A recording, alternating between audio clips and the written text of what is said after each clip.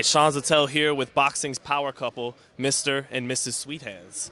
All right, there's this award I'm hearing that the PBC is doing called Prospect of the Year. So Jordan, I first wanted to see, who do you think deserves that honor in 2017?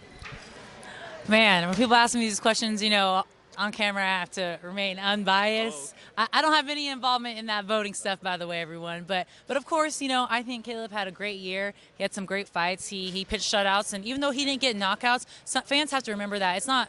What makes the Prospect of the Year doesn't just make, having knockouts. It's also the boxing skill that you have to appreciate, and he is a great boxer. And sometimes that's overlooked. And also, I think a prospect also entails someone that is a rising star, someone that is in the future going to be a superstar. And I think he has that star quality. What do you think, Caleb? I'd have to agree. We joke around in some of our interviews, we're funny and stuff, but she's keeping it professional, and I think people have to respect that. And she doesn't have anything to do with the voting. I don't, if anything, I may get a little bit less recognition just because maybe she works for PBC and they don't want things to come off a certain way. And I don't think that's fair, but at the same time, I understand. And I think what she said, boxing's a lot like jazz. The better you are, the less it's appreciated, the less it's liked. And like she said, I know it used to be called Rising Star of the Year.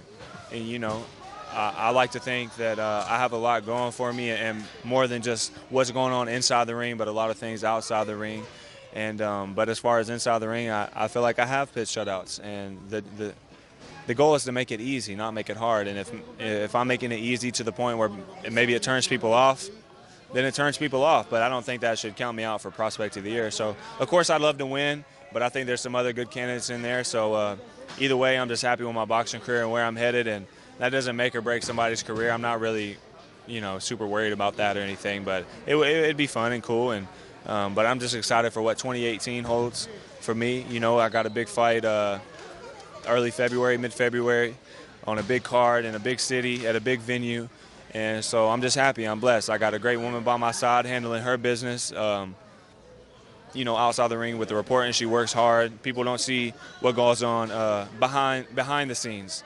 They see her on camera smiling and getting to do all this stuff. They don't see all the studying she does and all the practicing she does that we do together. And they don't see all the research she does. And it's like boxing, they see you get in there and do it early and do it easy, but they don't see all the hard work and sacrifice and dedication it takes. And so I tip my hat off to her. And we're just trying to stay focused and sit close together and just, I think couples are like overlooked now these days. You know what I'm saying? Like it's not cool anymore. But we're trying to do it. We're not trying to do it, but we're doing it and making it cool. You know what I'm saying? And we're showing that it's the coolest thing you could do. And we're going to take over boxing. Is it difficult to watch Caleb fight? Nerve-wracking at all? I love when I'm asked this question. It's actually not. I don't get nervous at all. I mean, right before he goes to the ring and I leave the locker room and I say, good luck, I get a little bit nervous, but I think it's more the anticipation. But when I'm in the ring, I watched him train so much, and he has as everyone knows, he has really good defense. So, he doesn't get hit that often. So I don't get nervous, and I know that he has a great corner. His dad and Justin Gamber in the corner, they really know how to help coach him, and he also has a great vision. He can see punches coming miles away. And we also practice at home. I like just throw random things at him. He's dutching and diving them, so. Yeah, I don't get really nervous. Was that have to do with he hasn't given you much to be nervous about yet? Is that, no one's really hit the guy? Yeah, that hasn't come yet. I mean, if that opportunity comes, I know that this guy, what's in the ring, that's no pressure compared to what he's had outside of the ring in life, with his daughter passing away and the way he grew up. So I know when that pressure comes in the ring, when, God forbid, if someone lands a shot and maybe he gets hurt, I know that he will step up and he won't give up, and he'll be a conqueror in that. I just wanted to ask you guys each a question before I let you go here. Who is your favorite fighter of all time? Who's your favorite fighter of all time? Don't take my answer. Okay, I won't. You gonna think about it? Nah, but just also I wanted to touch on what she just said. And sometimes it's so overlooked. A lot of times the hardest thing that someone ever goes through is boxing. For a lot of the athletes, that's the hardest thing they've ever done is get in there and box. But for me, that's not the hardest thing.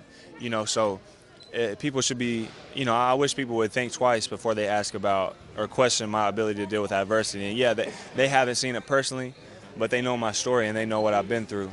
And the pressure of that and the adversity of that is more than anybody in any fight, anywhere, in any era could go through. You know what I'm saying? I've been to the belly of the beast, and I came out the other side. You know what I'm saying? And now I'm just waiting to be crowned. So when people question my ability to deal with adversity, go look at my life. And I came out the other side every time. So when I'm dealt with adversity in the ring, you know, of course anything can happen. But if I have anything to say about it and it's on me, I'm going to come out the other side of that adversity. But moving on, you know, to lighten things up when you ask me.